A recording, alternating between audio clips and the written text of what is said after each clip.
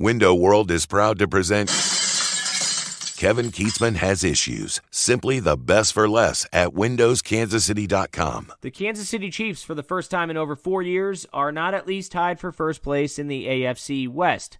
Now it's week 3, and that means absolutely nothing other than the fact that the Chiefs have dominated the division in the last 4 years. However, coming off a loss and the fact that the phony Broncos and the unproven Ravens are both 2-0, this Sunday, Kansas City has a chance to reestablish themselves as the dominant force in the AFC West as the Chiefs host the Chargers at Arrowhead Stadium.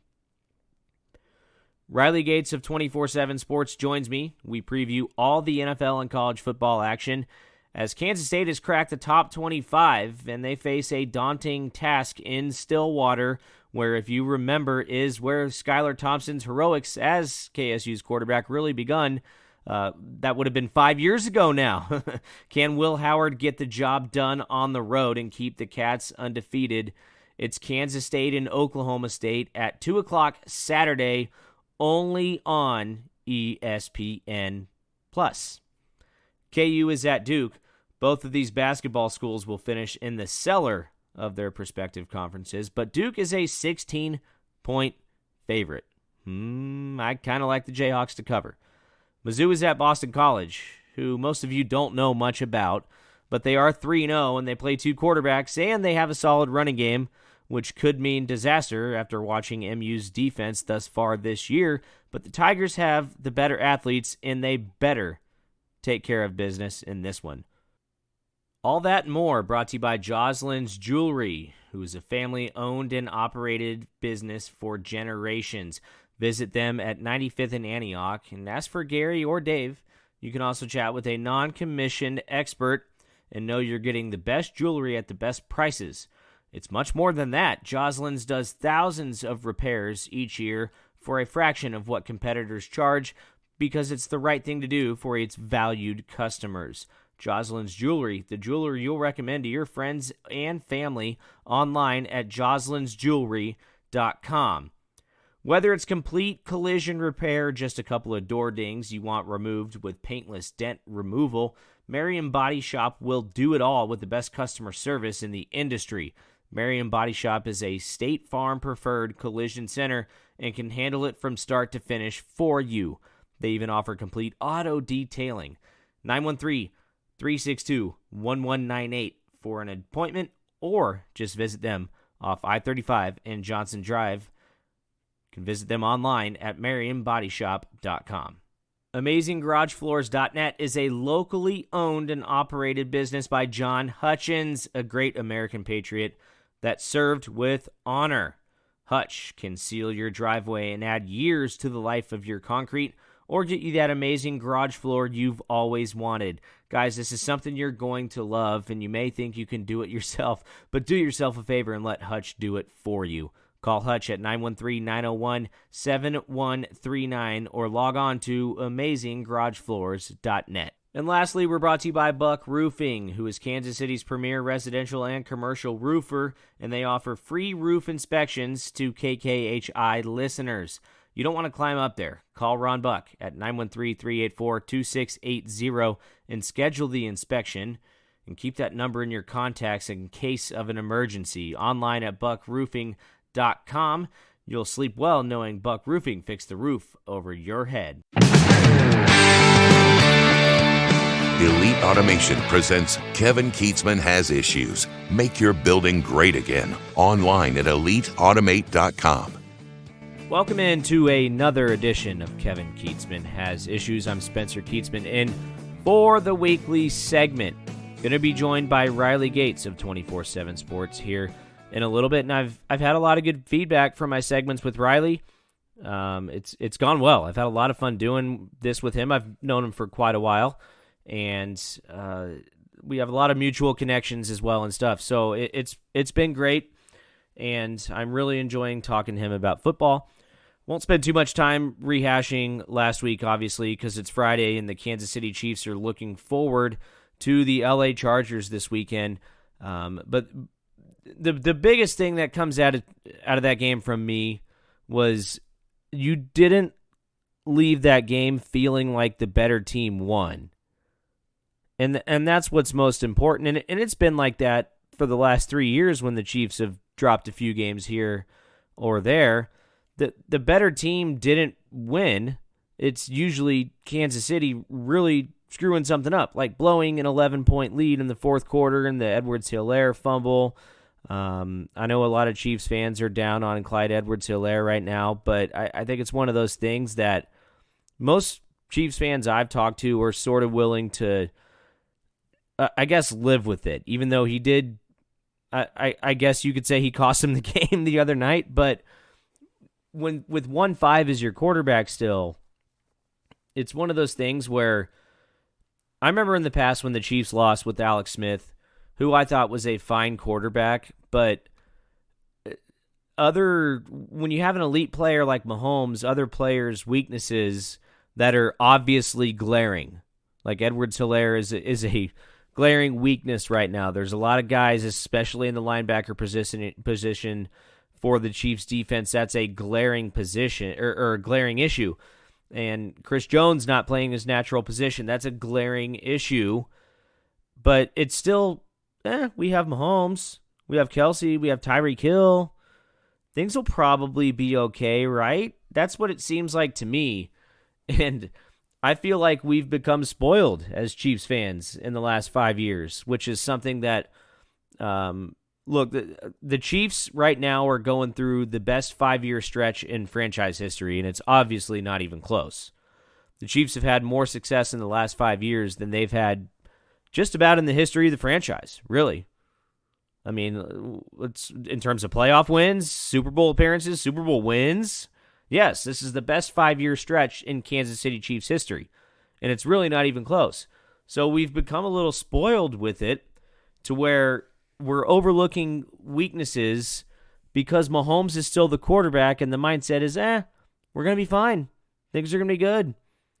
You've still got 10 out there flying around catching passes. Still have Kelsey. Still have McCole Hardman. He's fast. Still have Byron Pringle. I mean, probably the best third or fourth receiver in the NFL. That guy would be a 2 guy on a lot of teams, but he's not. In Kansas City, I mean, he's an outstanding football player. There's weapons on offense. You can ignore the fact that the offensive line is just meh, kind of mediocre right now because you have the quarterback to do it. And I get it, but it was obvious that in the Super Bowl and on Sunday night that he's not going to be able to go win you every game. Now, they should have beaten Baltimore. They got blown out in the Super Bowl against Tampa. Yes, but he came back and won the game against Cleveland. At what point are some of these issues going to be addressed?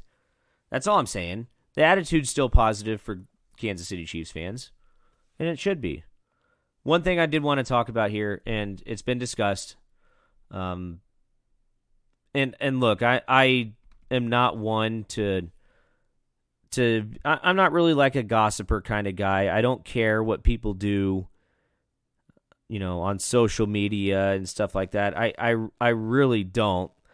And I know Mahomes and his entire circle and everybody that revolves around him, including his family, are very young people. His wife is very young. His brother is very young. Even Mahomes is very young. What is he, 25, 26 now? So it's the era they grow up in. And Jackson Mahomes, the little brother of Patrick, has clearly made it a point at some point that he wants to be a social media star, and he is doing it through basically the influence that he's Patrick Mahomes' brother. There's no secret that that young Jackson and Brittany Mahomes, they love being Patrick's brother and wife. I mean, it is obvious. They are at every game.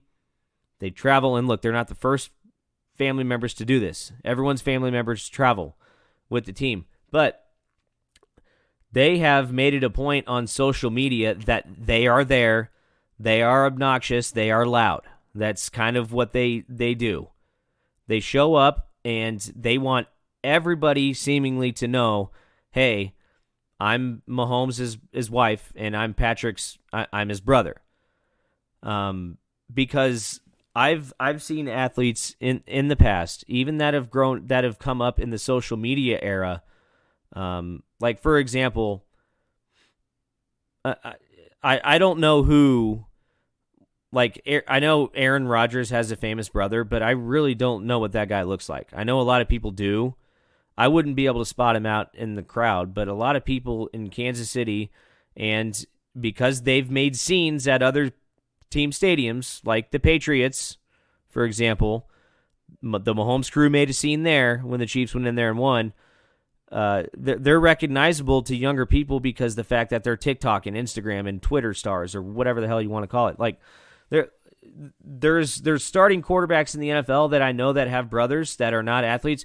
Nobody knows what they look like because they are not creating celebrities of themselves. And that's basically what I'm trying to say, is that Mahomes' crew, they're trying to create celebrities because of who Patrick is, because of how much money he's got, because of how talented he is, because of all this.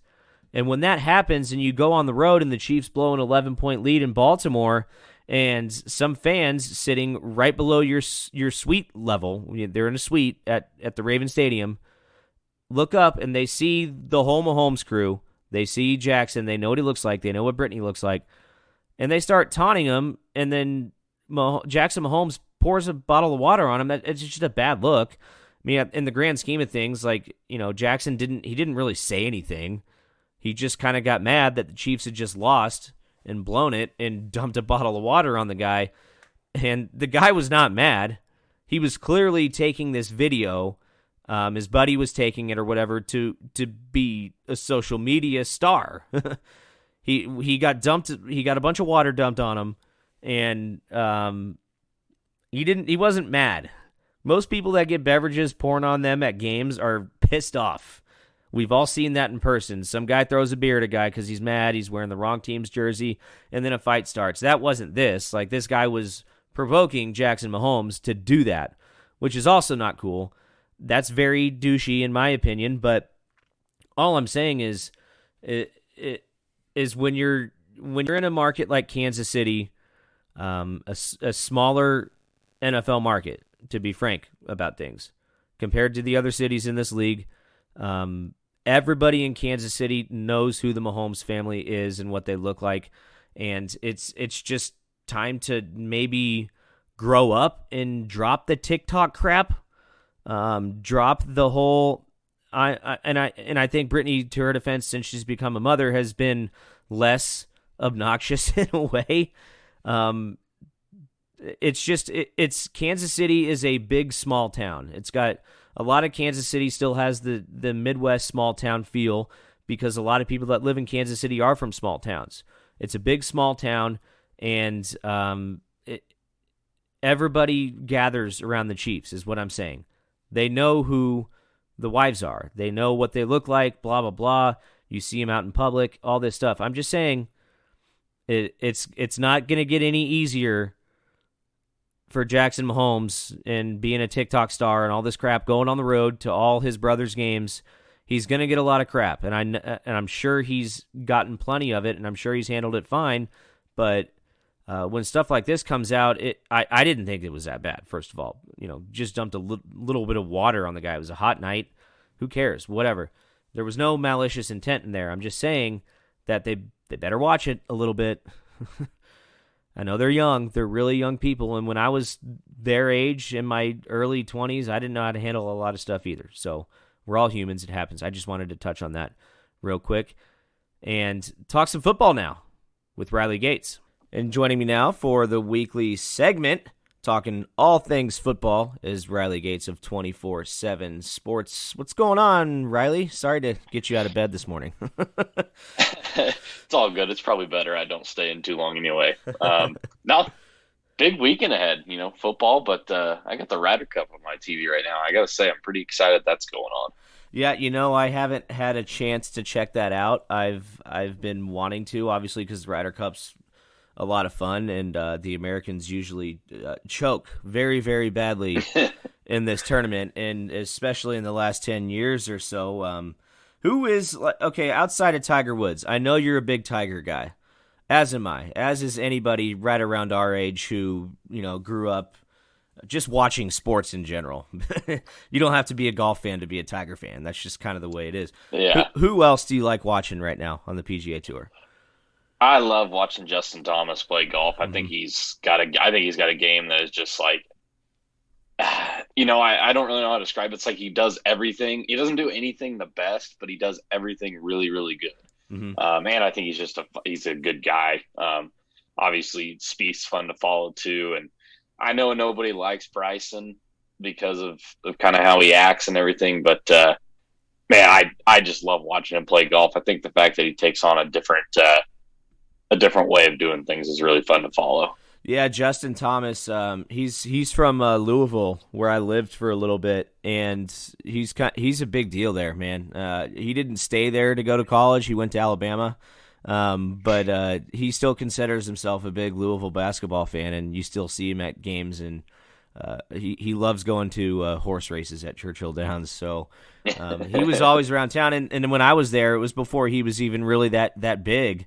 It was really before he started winning on the PGA Tour, and now that he has, it's great. So Thursday Night Football last night, I watched just a small portion of that, and the Carolina Panthers, I mean, did you think they would be the first team to 3-0 this year? The Carolina Panthers. They are. I did not. I did not have that pegged at all. But I almost took them in my Survivor League last night. Oh, really? But then I got scared and I backed off of it. But they went on the road and won easily. Yeah, they did, and they probably won't be a good pick for a while. So I probably should have rolled with it. But yeah, that game was kind of just like. It was not a great game. It was not great. Yeah. No, not at all. It was not good. All right, so let's switch gears and talk about the Kansas City Chiefs here, who I'm sure you've heard the stat all week. This is the first time in 4 years that the Chiefs have not at least been tied for first place in the AFC West, which is it really means nothing considering they've played 2 games, but what it does show is how much the Chiefs have just dominated this division for the last 4 years.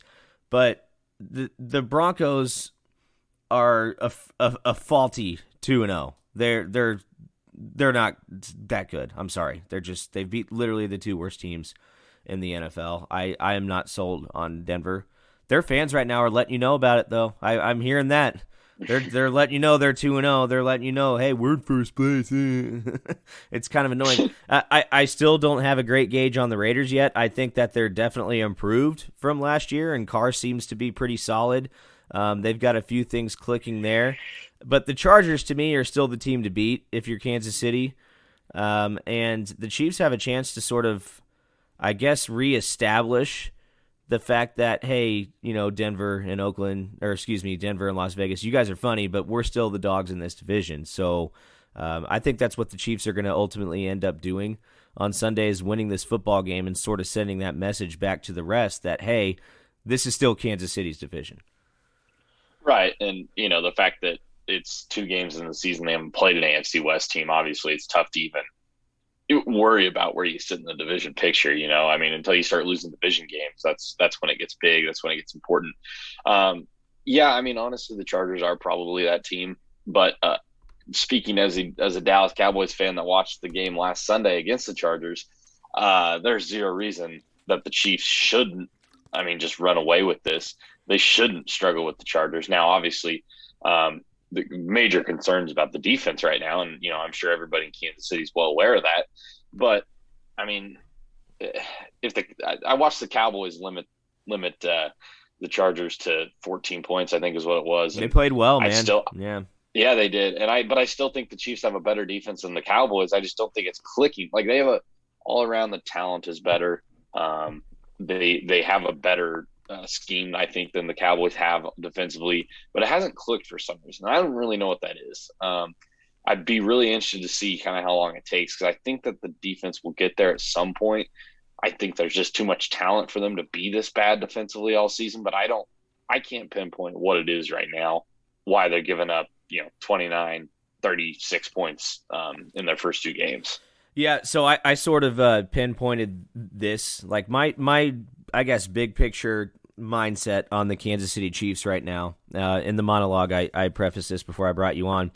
The attitude of the fan base right now is it's still like, okay, we still have Mahomes, we still have Tyreek Hill, we still have Travis Kelce. Who cares if the defense, doesn't play well? Who cares if Chris Jones is not playing the right position on the field? I mean, who cares if the Chiefs linebackers are mediocre at best? We still have Patrick.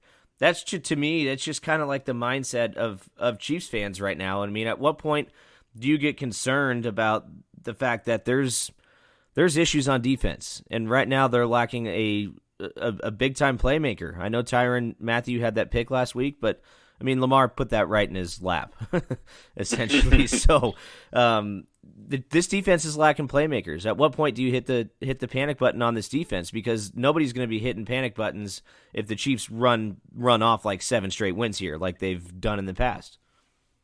Right, and that's kind of the thing I think about this fan base right now and kind of the recent success. I mean, you make 2 straight Super Bowls. I don't think fans are hitting the panic button until it becomes the playoffs and you lose. I mean, like honestly, that's kind of what's frustrating about it. And you want to be critical, but also at the same time, you want to be not overreacting to 2 games in September. So, I think you still got to give them a little bit of time to maybe like prove like, hey, we still are the Chiefs. We still have these players. But also this weekend, I think this weekend's very important, because while I don't think the Chargers are a great team, and it still is the month of September, there isn't any reason that you shouldn't be able to be locked in, be focused, and have a really good game plan for this. Because, I mean, it's a lesser team. You have way more talent, and it's a division game at home, no less. Like, you cannot afford to choke this one away and lose it just because – and whether you believe in the Raiders and you believe in the Chargers right now or not, the Broncos, the fact of the matter is 2 of these teams are undefeated, and the Chargers look pretty good. So if the Chiefs were to lose a home division game, I mean, as of right now, you got to say that's a problem, because you never know if the Raiders might end up being, 8-1 or 10-2 at some point this year. You just don't know that right now. Yeah, I mean, and the Chiefs, that last year they lost at home in their division as well. They lost to the Raiders at home. The Chiefs will sporadically drop a division game, but they've for the most part dominated. They've only lost I think maybe 4 division games in 4 years or 5 years. I can't remember what the streak was. The record was insane at one point. It was like 24-1 against the division going into last season, and then they dropped a game. Did they lose to Oakland twice last year? It doesn't matter, but they beat them in Las Vegas, and then they lost in Kansas City. But the dominance in the division is real, and it's there, and I don't see that changing this week. The Chiefs should be 2-0. Let's just face facts. You don't blow an 11-point lead in the NFL. You just cannot do that. And then the Edward Solaire fumble, which by the way, I wanted to bring him up to you. Is he a problem for the Chiefs right now? He hasn't really produced to what you would have expected him to do, but a lot of times with running backs in the NFL, after your rookie season, a lot of defenses will really start to figure out like which way you like to go, which way you like to move. And with Mahomes as your quarterback, it's hard to really put a whole lot of pressure on Edward Solaire, but he has not really played that well. No, he hasn't really done that, obviously, but it's also very tough for me to be overly critical of a guy that, produced over 1,000 yards of offense total last year. Mm-hmm. And Sunday night was his first fumble. It makes it very tough for me to do that. But also at the same time, I'm still of the belief that if they really wanted to take a running back in 2020, I think they should have taken DeAndre Swift out of Georgia. I think he was the best running back on the board. Obviously, Mahomes wanted Edward Solaire. We don't have to go into that again. But, I don't understand. I don't understand taking the ball out of Patrick Mahomes' hands in that moment. Your running back should be able to get 3 yards. I agree. You should be able to trust your running back, but the thing that was working the whole time was just, hey, just toss it right there to Travis Kelce. Mm-hmm. He'll catch it. That'll be an easy first down. Or worst case scenario, Patrick Mahomes runs three yards. Inside of enemy territory with a $500 million quarterback, I have a lot of problem handing the ball off, but that I just didn't get it a whole lot. I think Edward Solaire will be fine. I think he'll be okay. I mean, like, being in the system, obviously he's going to find a way to flourish, but I am starting to lose my I guess optimism, if you want to call it that, because I haven't seen enough flashes out of him where I go, he's going to be a really good player. So the Chiefs are a 7-point favorite at home against the Chargers. I was kind of surprised when I first saw that, but then I looked at it again. I'm like, it's still at home against the Chargers, a team that Kansas City is much better than. But with the Chiefs, this is like every week now for the last 2 years. The Chiefs have been huge favorites in a lot of games. Something a little different than what I was used to seeing when I was a youth growing up, watching the Chiefs really, really struggle just to get a win. But there's some interesting games across the board in the NFL this week. Saints-Patriots, I think, is an interesting one. Both of those teams really need to find a way to win that game. Let's see what else here. I oddly enough, Bengals-Steelers, that could be interesting. The Broncos play the Jets. I mean, this schedule just keeps getting tougher and tougher for Denver. I mean, wow. Poor guys. What a brutal start they've had with the Giants, the Jaguars, and the Jets. I mean, who makes these schedules where they're like, you know what? Let's throw Denver a bone here and start them off with 3 rummies to start the season. That's just insane, man. Yeah, they're going to be 3-0 and probably still end up finding a way to go like 7-9, or I guess it'd be 7-10 this year. I'm call me crazy if you want to. I'm not a Teddy Bridgewater believer. I'll just put it that way. He's fine. He's okay. He's good enough to just sort of, hate to use the word here, but bridge quarterback you into the next guy, because obviously it wasn't Drew Lock. Yeah, I think they really thought they were going to get Aaron Rodgers. They really thought they were going to get Aaron Rodgers. Agree. I agree with that. And they should have taken Justin Fields in the draft. I think they didn't because of that reason alone. I wouldn't be surprised by that. But the game of the day, in my mind, is the Buccaneers and Rams. I think you could argue that these are the 2 best teams in the NFC. This one's it's going to be at 3:30.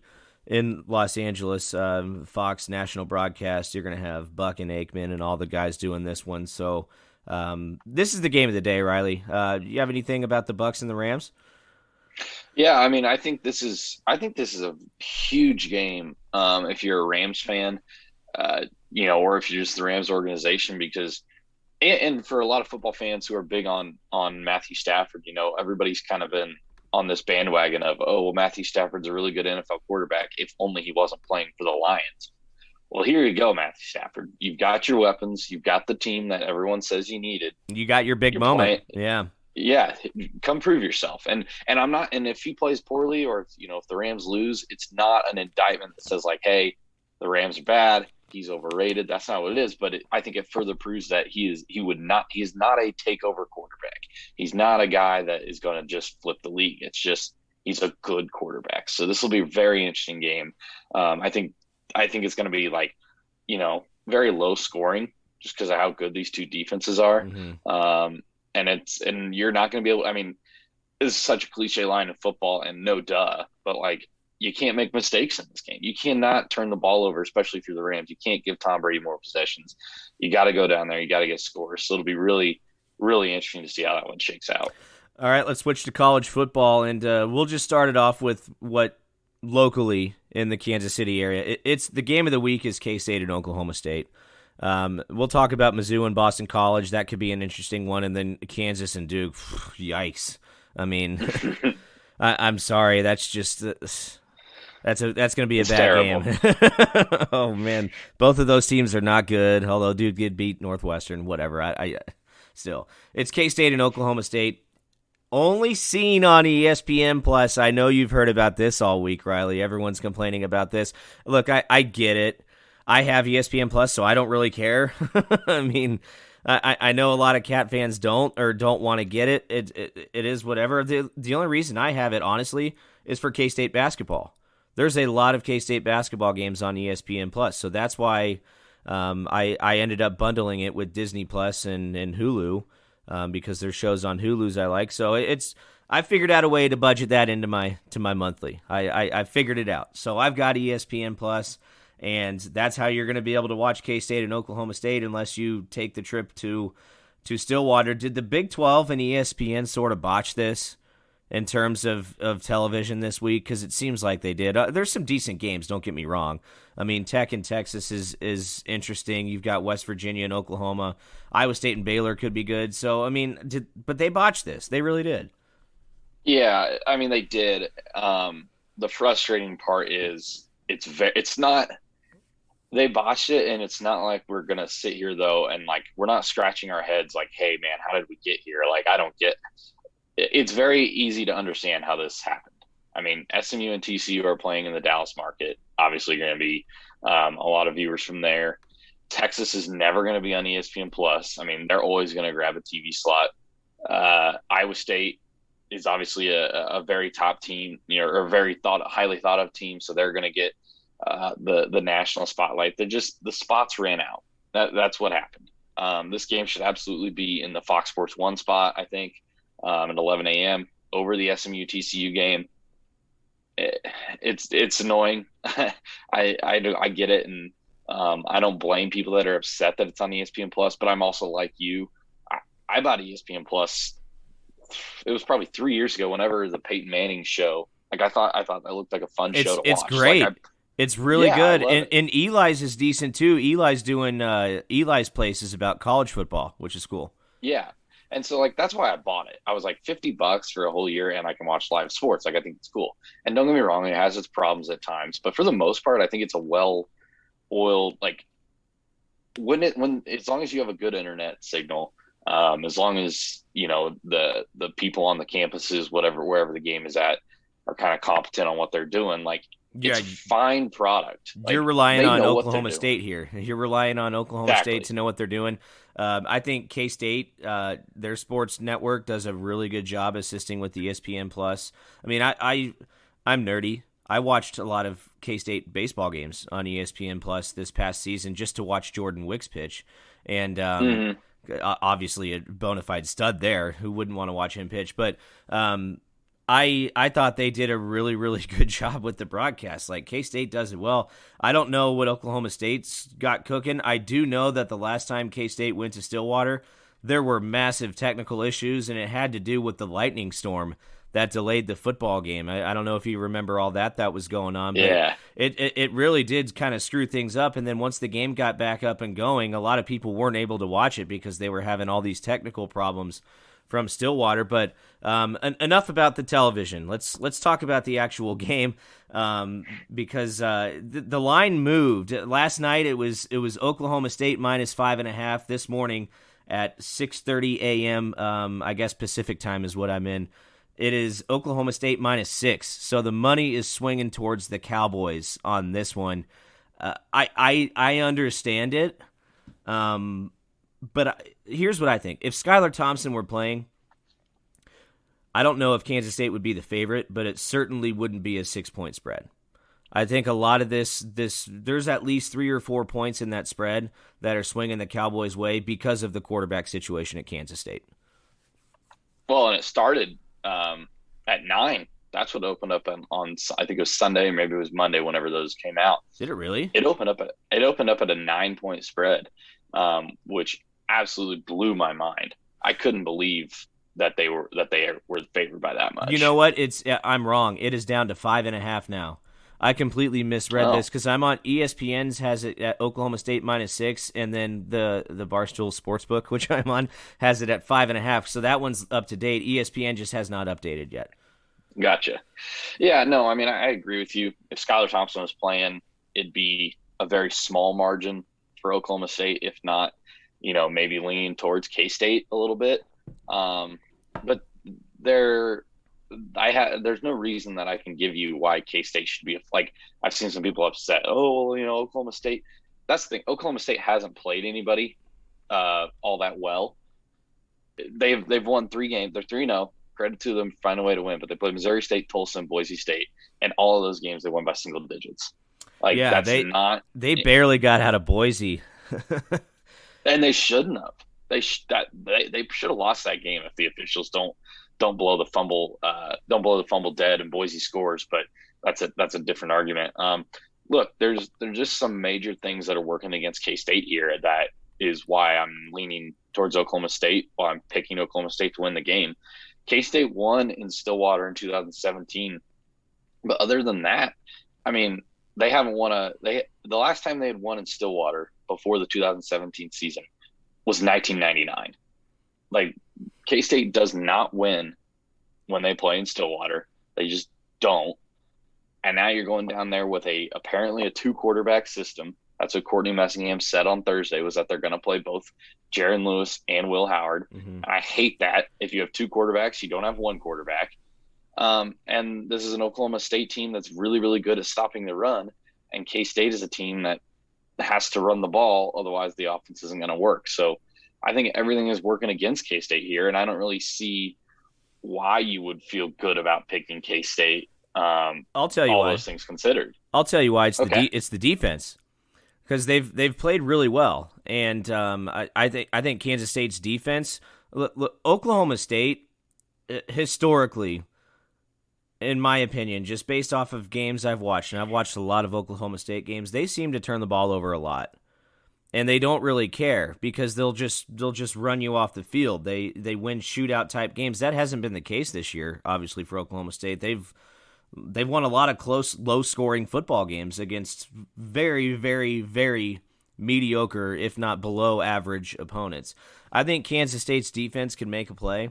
I think Kansas State special teams is due for something, whether it's a big punt block or a return or something.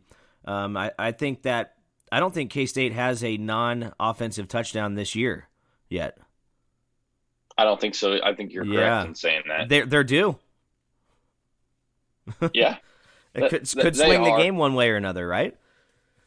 Oh, you're going to have to. That's what swung it in 2017 when K-State, I think Oklahoma State was number 10 in the country that year, or, that week. That was Skylar's heroics, right? That was the first big heroic Skylar Thompson moment, yeah. And Byron Pringle played the game of his life. Right.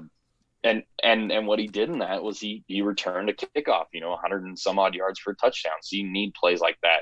You're going to have the defense step up and force interceptions or, maybe make a fumble. I think it's going to be a very low scoring game because I think both these teams have really good defenses and offenses that have not yet clicked. They have not yet made their pop.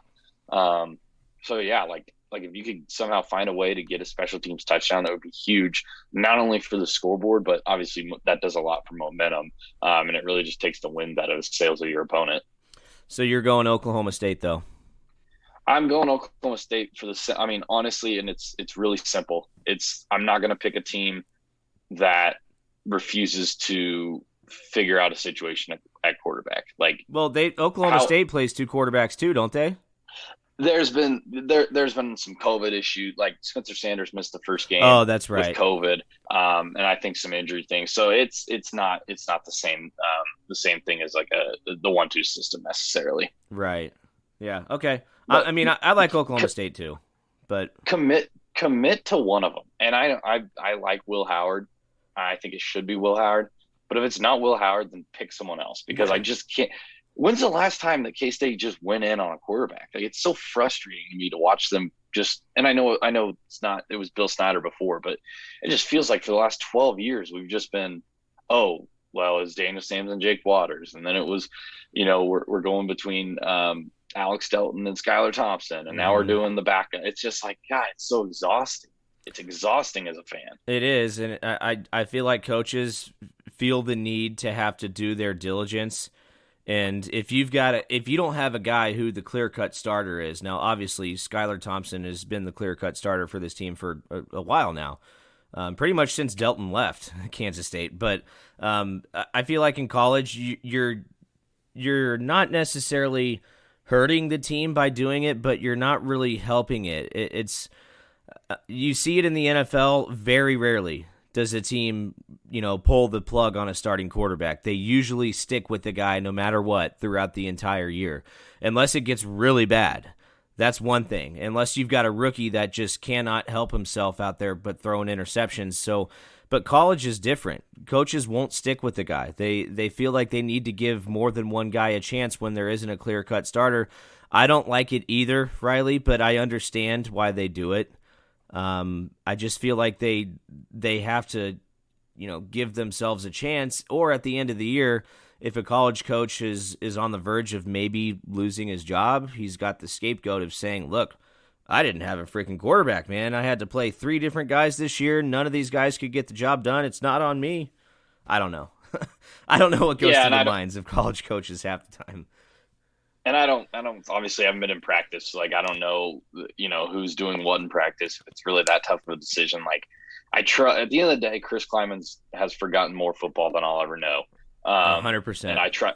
And I trust him to make the right decisions for K-State, but God, I can't get behind it. That's just where I'm at. I just can't get behind a 2-quarterback system. Yeah, I'm going to another football coach that I really like is Eli Drinkwitz in Missouri.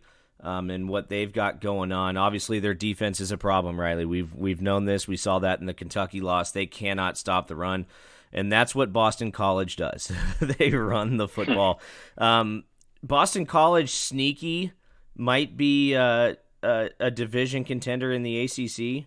I think they're in the weaker one, the one without Clemson. That's pretty much the one without Clemson and Florida State, I think, is the division they're in. I'd have to break that down, but they're 3-0. They've looked okay. They have speaking of 2 quarterbacks, that's what they do. They have a 2-quarterback system going on right now with Boston College, and I'm wondering if that's going to frustrate Missouri a little bit. The Tigers are still favored to win this game. They're giving 1.5, so they're favored by 1.5, and I think Missouri wins. At the end of the day, I just like to look at who's got the better players on the field, who's got more talent, and there's no question that Missouri has more talent than Boston College, but you never know. You go on the road and against a well-coached team, and you could lose. If Phil Jurkovec hadn't, I think it was a broken hand that he had, and ended his season, I'd feel, That's right. They don't play 2 quarterbacks. The quarterback for Boston College is out. Yeah. Yeah. He hurt himself in the week 1. So I'd feel really good about Boston College this season in general. If he was still playing, just because they're a program that was starting to rise a little bit. Just from where they were. Like, I'm not saying they were gonna be in the playoff or anything like that, but they were a program that was really down before Jeff Hafley got there. The thing that's kind of setting off some alarm bells to me, and I haven't seen it enough in context to really know, but I saw the response was, I saw something about Eli Drinkwitz being upset that they have to go travel to Boston for the game, and how it was kind of like he wasn't pleased about that. I didn't read the full thing, so I don't really know it was but I saw Hafley's response saying, like, well, we would go jump on a bus and go play in Missouri if that's the case. So, I mean, if that's really like something, isn't that a home and home? I'm sure it is at some point. I don't know the setup with them, but like, if that's something that's on Drinkwitz's mind this week, like, man, like maybe there's other things that we should be concerned about. But that's just kind of my opinion of headlines like that. The thing that I think that if you're a Missouri fan, you feel good about is the fact that Boston College hasn't played anybody this season. Like, yeah, they're 3-0. Yeah, they've blown out their opponents, but Colgate, UMass, and Temple, like, that's just not something you should really be scared of. I don't think.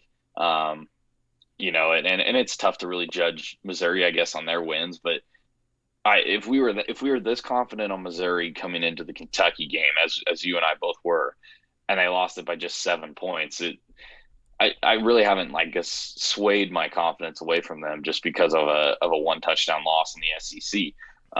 And so I probably would lean more towards Missouri here, just because I don't believe in Boston College with a backup quarterback. I still think Missouri has talent. I still think they're a pretty good football team. And talent, as long as you can overcome anything, if this travel is a true concern for Missouri, I mean, if you can overcome that, there's no reason your talent shouldn't just take over on the field. So Eli Drinkwitz, I've got it right here. So you're right. He did say that he wishes he didn't have to go there. That was during media availability, and then he followed it up on his SEC teleconference the next day by basically saying, "I did not mean to insult my opponent. It has nothing to do with insulting Boston College, blah, blah, blah. They're well coached. They're a fine team, all that coach crap." But he would rather play this was obviously not set up for him. Drinkwitz was not the coach when they set this home and home up with Boston College. So he's basically just saying he would rather have a regional non-conference opponent for recruiting purposes. He doesn't think going to Boston and playing BC is going to help recruiting at Missouri. And to that point, he's probably right. But why are we saying that game week? Like, that's something you do in like media days. Like, it's also just a comment that doesn't. I mean, yeah, nobody wants to make a trip like that, but there's nothing to gain and everything to lose from saying that publicly. Right? It's bulletin board material really now. Benefit? Yeah, now it's bulletin board material for Boston College. It's like, oh, big bad Mizzou in the SEC, who they haven't won anything in almost 10 years, is thinking they're too good to come here. Let's go kick their ass. That's kind of what that is now. Luckily for Missouri, they still have Bazelak at quarterback, and he's better than anything that Boston College is going to trot out there on the field. So I would Missouri. Not be worried. I like Missouri to win the game, but the last time Missouri went on the road to Kentucky, I picked them to win that as well. So my Missouri picks have been a little off this year. Let's talk about the Jayhawks here. They go to Duke, and Duke is a 16-point favorite in this game at home. I'm thinking about taking Kansas to cover in that one. I don't know that they'll win the game, but 16 points. I mean, Duke really hasn't shown me anything all year. And I'll be honest, the only Duke I've watched, I've seen highlights. That's it. I'm not watching Duke football. It's just not. It's just not on my agenda, Riley. I know you're a Duke basketball fan, or at least you claim to be, or whatever that.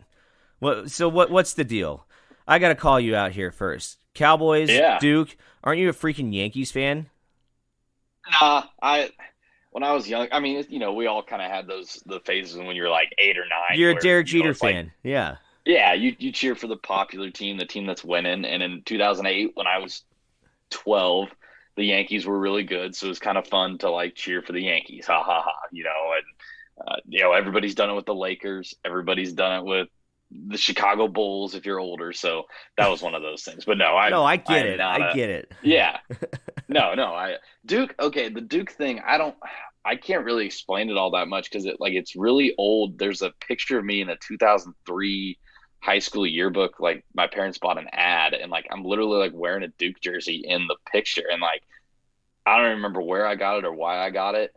But like I just remember having the jersey, so then like I liked Duke and I watched Duke basketball, and it's like it just kind of happened. I don't really know. I can't really explain it all that well, but I guess it's one of my few downsides, I guess. I mean, you just leave yourself open for people to just come in and 100%. Chirp you. Like, how can you do this to yourself? Oh, I don't. Yes. I mean, I'm sure some of your closest friends and family just let you have it. You make it too easy, Riley. And if they're listening right now, they're probably laughing their rear ends off, thinking like, "Yes, you make it too easy." My girlfriend's family is KU basketball fans, so that's a fun fight between K-State and being K-State and Duke. That's a real fun fight to have. But no, getting back to Duke football. Oh yeah, forgot about that. I actually 100% agree with you in terms of KU covering this game, at least, because this is a Duke team that, look, if they hadn't beaten Northwestern over the weekend, and Northwestern's not very good, but if they hadn't beaten Northwestern, I think we're having a conversation about KU winning this game. Like, this is a Duke team that had lost to Charlotte and then played NC-A&T, and it's like, okay, how can you lose a game like that and then play a weak opponent and give me – and they looked bad.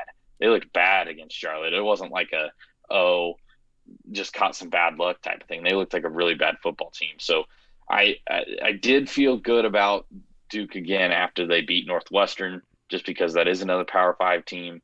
and you found a way to beat them. And a good one last year. Like, obviously, Northwestern lost a lot of what they had last year, but they still were a good team last year.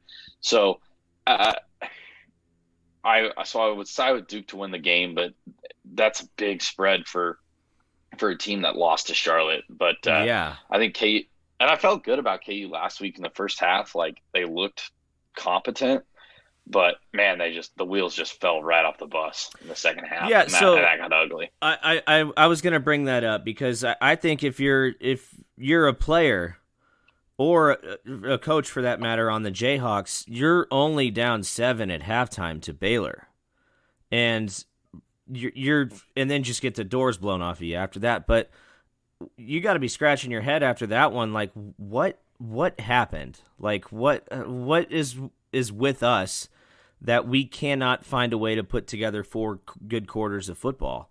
I mean, even if they put together 4 good quarters of football against Baylor, they still probably lose the game just because they don't have as good of players, let's be honest, as Baylor does. But you got to be scratching your head like, what in the world happened? How can we not find a way to stick around and be competitive in that game? KU's offense is laughable. It's bad. You cannot be first off, you can't lean on one player. No, I don't care who your quarterback is. I don't care how good he is. You can't lean on him to do everything. And then when it's a quarterback like Jason Bean, who is he's not like a Heisman caliber quarterback or anything like that. If you're going to lean on a guy like him, he has to put up more than 57 yards of offense in a game. And you can't have him be your leading rusher and your leading passer, but have more rushing yards than passing. Like, that just isn't going to work. Mm-hmm. 8 of 17 for 57 yards. That's not going to get done against a lot of teams, let alone any team in the Big 12 conference. And so KU has major, major issues on offense. And, I think they have playmaker. Like, I think Devin Neal at running back, I think he's going to be a star once he gets the opportunity. But if KU can't get this passing attack going, and if they can't get Jason Bean to start making plays, we could see them just close out the year losing every single game. That game said a lot for me for the remainder of the season. Yeah. So 8 of 17 for 57 yards. That stat line reminds me of like a Colin Klein stat line, except K-State would actually win the game. With him having beat Texas and when they beat Texas and Manhattan, he threw the ball 5 times, I think, for like 15 yards or something like that. Yeah.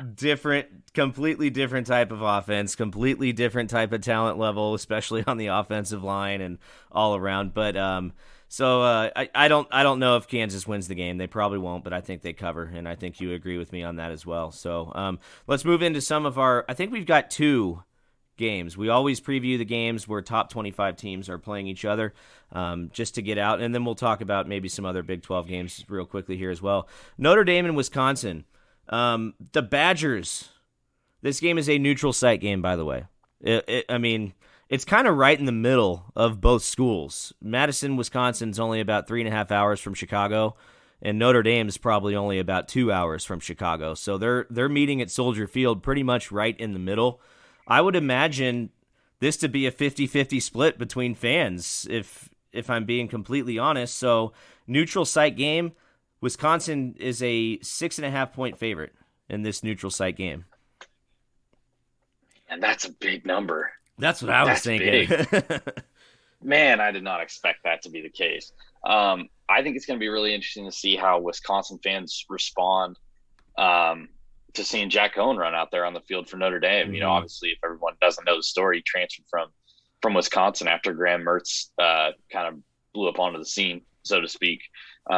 So I think he's playing some great, great football. And Kyron Williams is one of my favorite running backs in college football. Like, I've loved watching him last year. This year so far, he's been pretty fun to watch. Look, I think that Wisconsin is really, really talented, and I think Graham Mertz is a good quarterback. But how can you come into this? How can it be almost the end of September and you haven't thrown a touchdown pass? Like, I just don't. I struggle to get behind that. Like, that just kind of blows my mind a little bit. That's strange. Yeah. It's really strange. And credit to Wisconsin. They, it's 2 games. They lost a very tight one to that Penn State team is really, really good. And then they beat the doors off Eastern Michigan. So they've kind of done what has been expected of them, I guess, so to speak. But you said with 6 points? That's 6.5. Man, 6.5. Man, I would so bet against that. Yeah. I'm just going to go out and say I'm going to pick Notre Dame to win the game. I am too. I'm going to pick Notre Dame. And I every time I pick Notre Dame to do anything, they always let me down. So I'm sure Wisconsin will run away with this game now that I've said that. But I just think Notre Dame's a better team. I'm going to pick Notre Dame. I like the Irish as well. The only other game where there's two top 25 teams playing each other, and this is probably the most, I think this has the chance to be the most exciting game of the day in college football. It's Texas A&M at Arkansas. This one's going to be at 2:30 Central Time on CBS. It is the SEC game of the week. Arkansas they're riding high right now, man. They feel confident. They think they can play with the rest of the conference. We'll see if that catches up to them, because I think Texas A&M is pretty solid, but they're missing some key players. I don't know. I think Arkansas can win this game at home. They are 5.5-point underdogs. The Aggies are still the favorites in this one by 5.5 points going on the road. Yeah. And, I was big on Arkansas. People can go back and listen to this before the Texas game. Was big on Arkansas then. I'm still big on Arkansas. And I really think something that's huge right now, obviously Texas A&M still without Haynes King. So they have Zach Calzada at quarterback right now. Kind of an inexperienced guy trying to get his feet under him. That's huge. Take advantage of that opportunity possibly. But it's really tough to pick against Texas A&M because Haynes King was not the reason that A&M was so highly ranked to start the season. So they still have talented players elsewhere. So I still would probably think that they're still, competent. It's not like they just, the wheels have fallen off the bus, but Arkansas's look good. And I really haven't been given a lot of reason to doubt them. I mean, they have 3 convincing wins. And while Rice and Georgia Southern aren't world beaters or anything like that, they soundly beat Texas, and they didn't look bad against these other 2 teams. Yeah. I'm going to go out on a limb. I'm going to say Arkansas. I really think Arkansas is going to do this. I think they're going to win. I think we're looking at an Arkansas team that is a 7 to 8 win Arkansas team. They're going to hit a little bit of a tough stretch after this. Georgia and Ole Miss, both on the road. That's very tough to go through. But you still have an Arkansas Pine Bluff, so that'll be a win. You still have what looks like to be a bad LSU team. And Auburn is, kind of still needs to prove itself if they want me to take them seriously. And then Missouri's a toss-up. I think this is an Arkansas team that could possibly win 8 games. Mm-hmm. And this one would be huge. If you win this game, that, as crazy as it is, you're second place in the SEC West.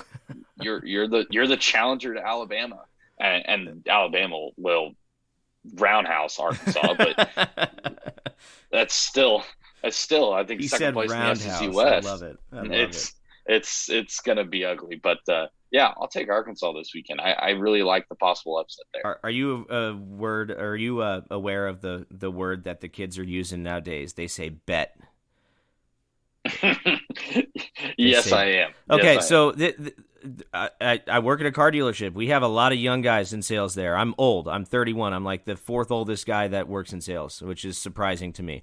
But there's these 21-year-olds that run around. One of them the other day said, "Say no more, bet." The hell does that mean? He was like, bet, we're good. I'm like, oh, so you meant okay? You can't just say, all right, good, okay. He said, yes, sir. He said, say no more, bet. I'm like, you and I have different interpretations of what the word bet means, big time. You sound like an idiot when you say it, and I am an idiot when I actually bet. So there we go. Got to keep up with the times, I guess. Got to keep up with the times. I just don't get it. He was like, say no more, bet. I'm like, come on, parents. Let's raise our kids better than this. This is not how we talk. Anyways, he's Riley Gates of 24/7 Sports. You can follow him on Twitter at Riley_Gates. Instagram as well. What's the gram? Throw the gram out there for the people. Same thing right there, Riley_Gates. That's kind of my go-to one. So a right there, lot of living room pictures of what you're watching on TV. That's what it seems like. Or that's Snapchat. Nobody, the public doesn't get to see that. I always forget that you can add stories on Instagram. So maybe I should do that more. It's all good. We just got done watching Clickbait, by the way, on Netflix. Incredible show. Like, I really enjoyed that. Check it out if you get the chance. So I'll have to add it to the list. It's a crime show. It was really good. So, all right, Riley, we both got to go to work. Let's get out of here. Let's wrap this up, right. and we'll talk to you next week. Enjoy the football games this weekend, my man. I will talk to you later.